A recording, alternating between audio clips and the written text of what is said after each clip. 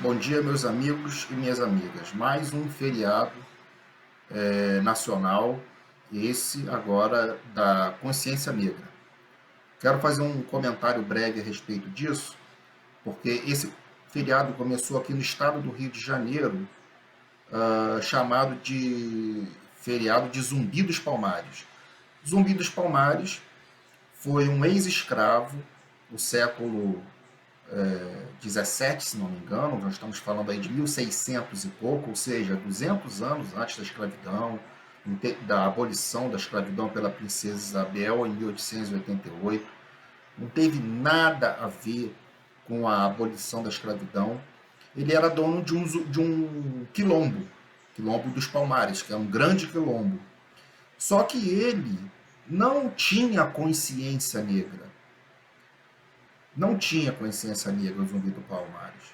Ele era estuprador, estuprava escravas, que ele iam para o quilombo dele, era um ditador no quilombo dele, um sujeito violento, sanguinário, era bissexual, ele vendia os escravos que ele capturava no quilombo dele para os fazendeiros, em troca de bens, em troca de espelhos, pentes, coisas que ele queria no quilombo dele, que precisava no quilombo dele, e ele não fez nada para ter a abolição da escravidão, absolutamente nada. Ele viveu numa época em que o mundo inteiro fazia escravidão no século 17, 1600 e pouco.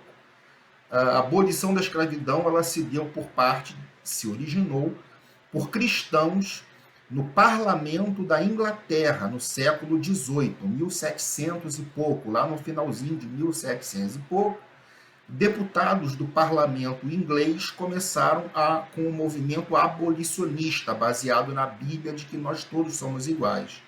Ganharam adeptos, o negócio foi se espalhando, juntou-se com a fome dos comerciantes de comercializar, a Inglaterra comercializar ao redor do mundo, e nada melhor do que ter pessoas ao redor do mundo com dinheiro, salário, para poder comprar os produtos ingleses. Então, em países que tinham escravidão, não era jogo para os comerciantes ingleses, porque escravo não compra, escravo fica preso, escravo não tem dinheiro, não tem mercado consumidor.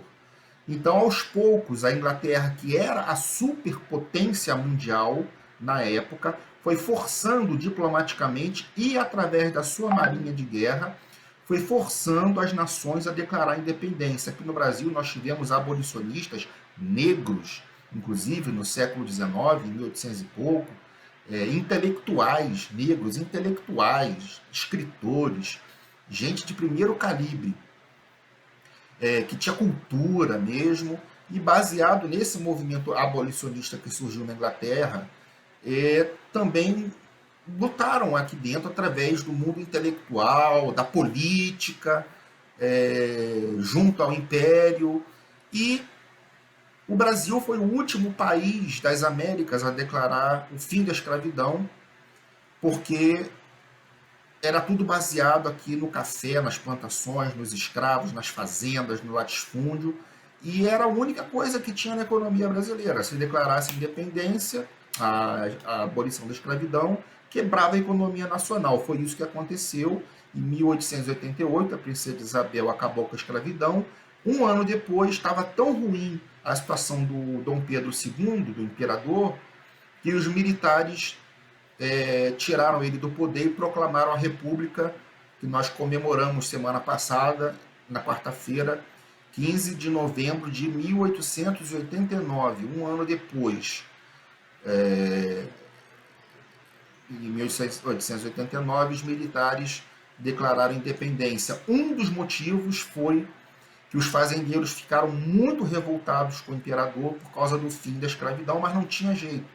A Inglaterra, os navios negreiros, os navios da marinha de guerra britânicas, afundavam os navios negreiros, afundavam a tiros de canhão. Então, a economia nacional estava já muito degringolada, muito ruim. Vejam meu último vídeo a respeito da proclamação da República, até por causa da Guerra do Paraguai e tudo mais. E foi-se obrigado a declarar o fim da escravidão pela princesa Isabel e pelo Império. por motivos cristãos, vamos dizer assim, religiosos, mas principalmente por motivos comerciais por parte dos ingleses, dos comerciantes ingleses, dos mercadores ingleses, que queriam o Brasil um país com assalariados, um país com mercado consumidor, para poder vir aqui nos portos do Brasil e fazer comércio, vender produtos em troca de dinheiro da libra, que era, como hoje é o dólar, é a maior moeda no mundo, mais forte. Naquela época era a libra esterlina, que era a moeda da Grã-Bretanha, da Inglaterra. Tá? Então, hoje no Brasil, apenas 8%, segundo o IBGE, apenas 8% dos brasileiros eles se declaram negros, a maioria esmagadora se declara pardos e uma outra brancos. O que eu acho esse feriado uma coisa assim, vamos rememorar, realmente houve a escravidão, um negócio grotesco, desumano, antibíblico, mas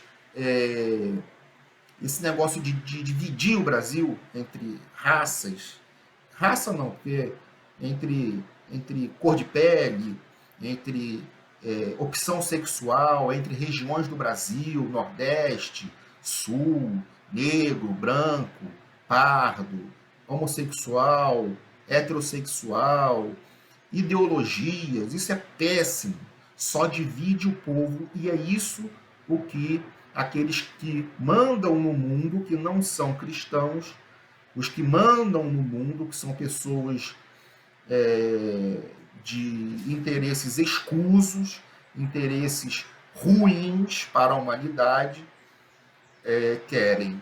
É o multiculturalismo, uma massa misturada de gente brigando por vaguinhas no parlamento, na Câmara de Deputados, para defender os negros, outro para defender os gays, outro para defender os brancos, outro para defender os heterossexuais, outro para defender os nordestinos. Enfim, é uma coisa abjeta o que a gente vê hoje, mas eu também vejo a importância da gente rememorar como os negros na própria África eram explorados por outros negros de tribos perdedoras em guerras e tal, e eram vendidos para os portugueses, vendido para os europeus nos portos, a troco de especiarias e coisas que os europeus davam para os chefes tribais vencedores. Eles davam a esses negros que eram